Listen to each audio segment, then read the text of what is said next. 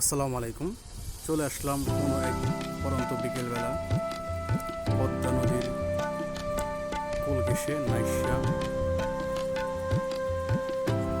নারিশা এখানে খুব ছোট ছোট জেলে মাছ পাওয়া যায়।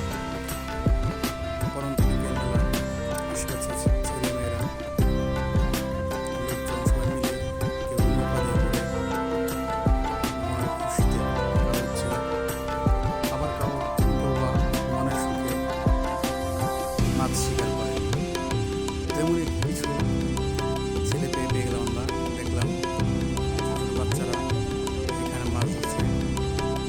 খুশির মাছ পেয়ে ওদের পুরোটাই হচ্ছে মাছ ধরতে। তাই আমিও চলে আসলাম আগে পা করে ওদের কাছে। এসে দেখলাম ওদের কাছে মাছ আছে, ওরা কি মাছ ধরছে। দেখতে তো খুব ভালোই লাগলো, ভালো লাগছে। এই মাছ একটা মাছ রাখবো, খুব সুন্দর একটা নদীর তাজা পেলা মাছ। এই ছেলেটা খুব কষ্ট নিয়ে যাচ্ছে ধরে। এখানে আমরা অনেক সময় বসে আসবো, কিন্তু মাছ পাই না। দেখছি আমি চাঁদির খান একটা মাছ। এখানে আমাদের আমার মতো লোক চাঁদির খান মাছ শিকার বাসায় আগে থেকে প্রস্তুত। দেখা যাচ্ছে কত পাইলাম ভালো সুন্দর মাছ।